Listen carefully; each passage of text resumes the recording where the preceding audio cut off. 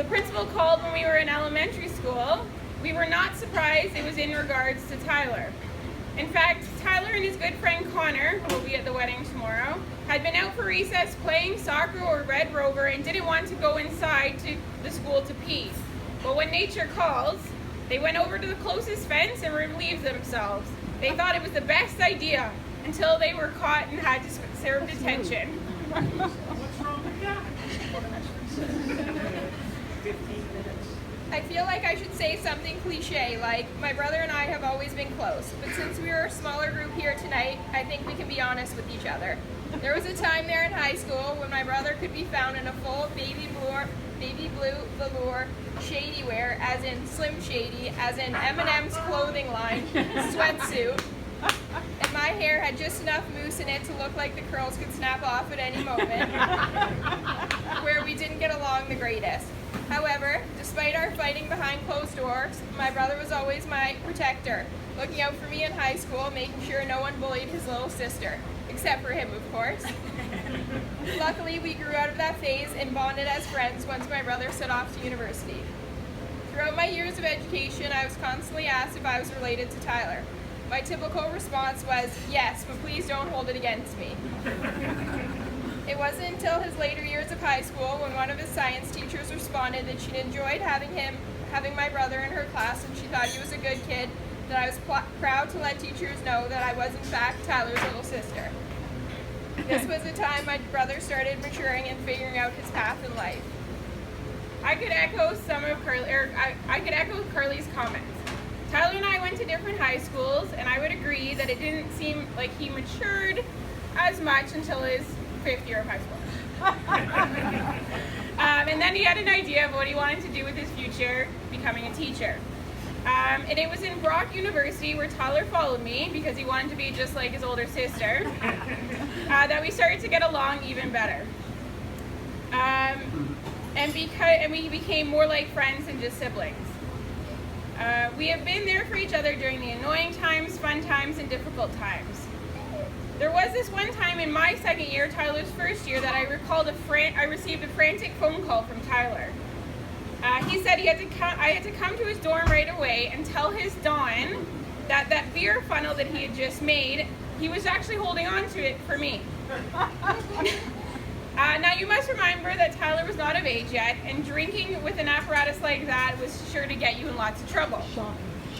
The poor guy had gone to so much trouble making this funnel. He almost got qualified for a minor in engineering, designing his funnel. And then it was gone before he even had a chance to use it, only if I was a little quicker to respond to his phone call. Growing up, we were lucky enough to go on family vacations to Myrtle Beach, Florida, shopping trips to Buffalo and Ohio, cottages in Cuba, to name a few. Tyler, Ginny, and I were fortunate enough to add England and Amsterdam to this list. When I was returning to England for my final year of law school, Tyler and Ginny were planning a Euro trip of their own for the same time period. My parents felt a little uneasy about me going back to England without having arranged my accommodation for the year. So they decided to give my brother some money to finance a few days in Brighton to help me find a place. Let's just say he was of absolutely no assistance. Tyler, Ginny, and I went to view an apartment that I'd found online. It was a place that nightmares are made out of. A horrible basement flat with a dungeon-like feel. It smelled of mold and the floors were uneven. I couldn't have gotten out of that place fast enough, whereas Tyler was ready to sign me up for a year lease. Wasn't that bad? It was bad. There was a small patio off the kitchen, room for 2 chairs at most. I asked if it was part of the unit, and the letting agent informed me that yes, it was in fact part of the unit. However, the pigeon population of Brighton used it as their bathroom, and he didn't recommend ever stepping foot out there. Tyler didn't think this was so bad. He thought it was an opportunity to be one with nature. Since Tyler wasn't financing my accommodation, I decided it was time to leave. Fearing that I would be a homeless student, the panic set in. I was trying to hold back tears as we made our way back through the city center to our hotel when Tyler and Ginny asked if they could stop and do some shopping. I went back to the hotel more determined than ever to find myself a place to live. Luckily, once Tyler and Ginny left town, I found a lovely flat and nice area that I immediately put a deposit on, I moved all of my stuff out of storage and into the second floor flat by myself before meeting them at the airport and heading off to Amsterdam together for a few days. I returned to England and Tyler and Ginny were off to explore Europe. After I had gotten myself settled in my new place, I was headed off on a pre-planned trip to Switzerland with a friend from school. While I was in Switzerland, Tyler and Ginny returned to Brighton and made themselves comfortable in my new home.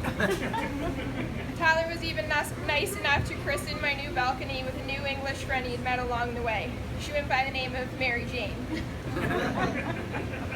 Despite his lack of assistance, it all worked out in the end and we were able to create some new memories in Europe.